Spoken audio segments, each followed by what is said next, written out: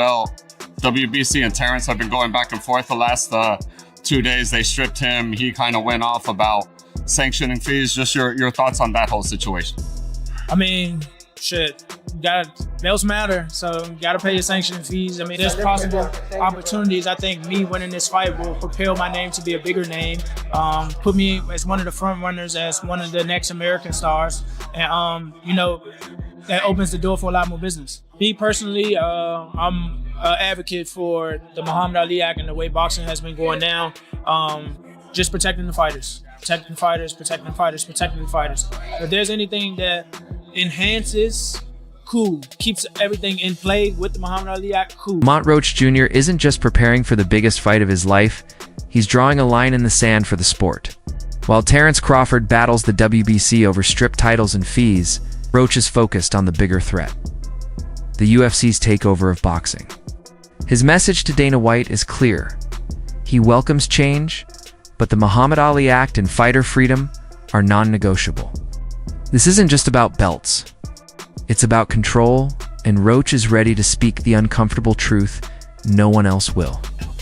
Riding the coattails of what Terence was saying yesterday and just kind of saying that, you know, there's too many belts. It's obviously the sanction fees are getting out of control. They are trying to change the Ali Act. There's hearings today going on about it. It sounds like it might get passed sooner than later. Just what are your thoughts on UFC getting into boxing and eliminating the Muhammad Ali Act? I definitely don't like anything changing with the Muhammad Ali Act. The Muhammad Ali Act is in place to protect the fighter. But I did see a clip that said that the Muhammad Ali Act, if there's any change, there's a or. So they're keeping it the same and then a or for the fighter's choice. I don't know how that's gonna work, but me personally, I say leave it alone. If you want to incorporate something new in boxing, make sure the fighters come first. Would that be an organization, like just kind of the way they're coming in just off the bat as a fighter, maybe younger fighters in your gym even, is that, do you advise them to go for it? Do you advise them not to? I don't know. What's kind of your take as far as joining that UBA? Me personally, I'm an advocate for the Muhammad Ali Act and the way boxing has been going now. Just protecting the fighters. Protecting the fighters, protecting the fighters, protecting the fighters. If there's anything that enhances, cool, keeps everything in play with the Muhammad Ali Act, cool. But until further notice, or if I have more knowledge about it, you know, I'm with what's going on right now and how boxing. The fire started not with an opponent or a bad scorecard, but with an invoice. After defeating Canelo Alvarez and cementing his legacy, the WBC demanded a $300,000 sanctioning fee. While small compared to Crawford's reported $50 million purse, this wasn't about money, it was about principle. It don't even make sense. I'm the motherfucker that's putting my life on the line, not you. You ain't stepping your motherfucking ass in that ring. You or nobody else. You or nobody else. So why should I have to pay to carry your belt? You should be paying me. If you want to be truthful, you should be paying me. WBC immediately stripped Crawford of the super middleweight title for non-payment. President Mauricio Solman didn't hold back, claiming he felt insulted that Crawford ignored their demands and calling his refusal a slap in the face to the organization that had supported him. A very clear 0.6%, which is $300,000, with $225,000 going to the Jose Sulaiman Boxers Fund, which is to help former fighters in need. And it is just regrettable. Not even a thank you or I'm sorry, taking a different route. No response. I wish him the best. But this is not. The WBC is huge, it's great, it's about greatness, and I'm relieved to tell you it. WBC expected gratitude and a check, but instead got a response that could reshape boxing's power dynamics. When Crawford heard the slap in the face comment, he didn't release a polite statement, he went live, directly addressing the WBC president with a viral retort, "Boy, you better slap yourself." $300,000 plus another $100K something for sanction fees, right? Then he gonna tell me I ain't even apologize? Like, who the fuck you think I am? Boy, you better slap your fucking self. Ain't paying your ass shit. Fuck you talking about pay $300,000. What makes you so motherfucking better than any of the other sanctioned bodies? Huh? Answer that question. What makes you better than the WBO, the IBF, or the WBA? Everybody accepted what I was giving them. But you, the WBC, think that you better than everybody, don't you? So since you, the WBC, and you got the fucking green belt, which don't mean fucking shit. The fucking real belt is the ring belt, which is... Crawford argued that he's the one risking his health in the ring, while WBC officials sit in luxury, funded by fighter fees.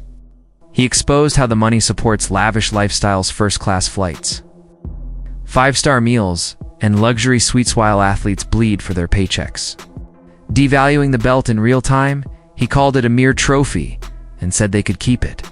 The only belt that matters to him is the Ring Magazine title, which honors the lineal champion without charging the fighter a dime. I don't see, it irks my nerves how this dude gets on a plane,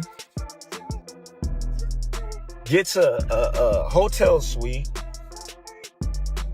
him and his buddies, they go out to dinner, 5-star meals, all that, you know, and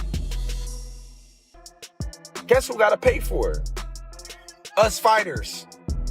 We paying for y'all to come out here, have the time of y'all life, stay in the best hotels of y'all life, and it's all done on our dime. It's done on our dime. Do that sound right to y'all? It's crazy, ain't it? We the one out there getting battered, knocked upside our head, and every time we step foot in the ring, we gotta pay them a sanction fee like they the government. We getting while Crawford challenges the system. WBA super featherweight champion Lamont Roach Jr. delivers a measured reality check, preparing to move up 3 weight classes to face Isaac Pitbull Cruz. Roach approached the Crawford situation with cold, calculated business logic. You've got to pay your sanctioning fees. Keep the belt.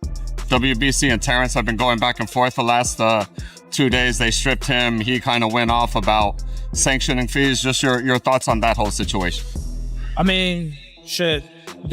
Belts matter, so you gotta pay your sanctioning fees. I mean, what he has going on with the sanctioning body is, you know, his situation.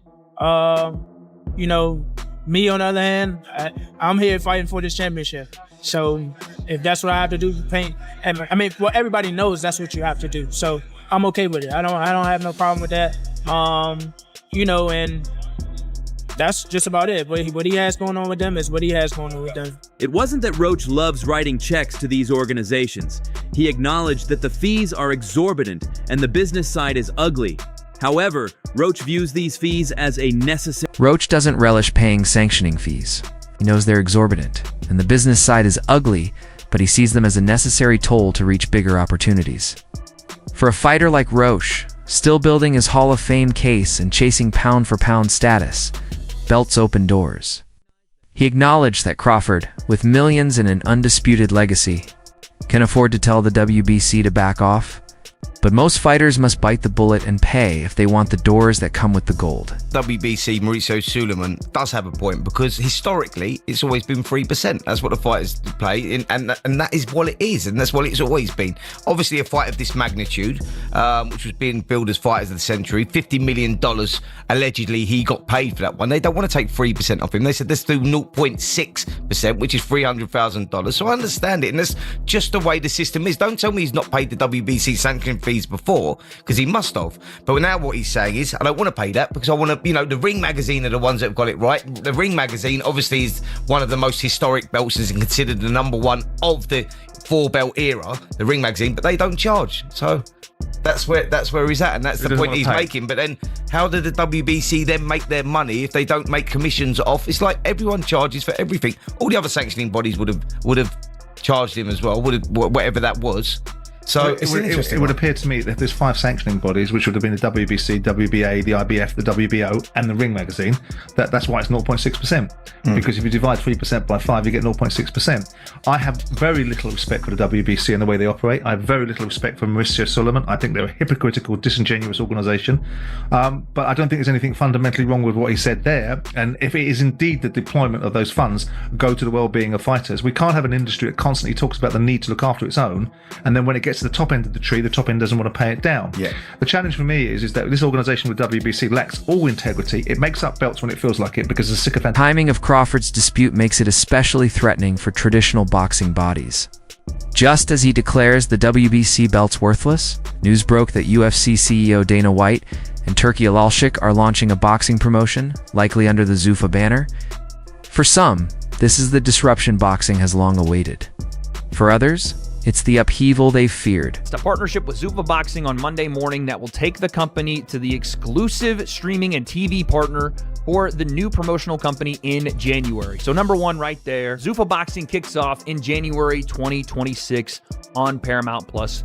12 events, like we said. The deal will begin with 12 boxing cards on Paramount Plus in 2026 and is expected to grow in later years. It is also possible that select boxing events will eventually be broadcast by CBS, who's also owned by Paramount, and other linear Paramount platforms. So, what does this mean? Well, number one, I assume, because the way that the verbiage has been tossed out right now, Dana White will have the contender-style boxing fights for Zuffa Boxing on Paramount Plus. 12 to start in 2026, maybe more as the year goes on, but it's essentially once a month. And there's a little Easter egg in there that talks about select boxing events eventually being broadcast on CBS, which right now I don't think would be the boxing equivalent of a Contender series because the UFC has already signed a streaming deal, a TV rights deal with Paramount Plus, and they had somewhat of a similar structure where the UFC numbered events, what used to be called the pay-per-view events, would be on CBS, and the fight night events and contender stuff and whatever else would be on Paramount Plus. I have a feeling Dana's going to want to do the same thing or something similar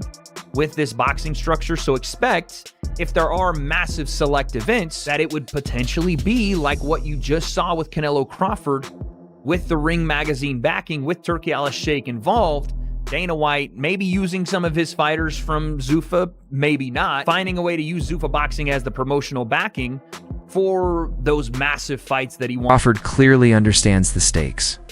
In his rant, he even called out Turkey, signaling support for the emerging promotion. For the WBC, the implication is alarming. If top fighters no longer need belts to sell fights, organizations lose their power.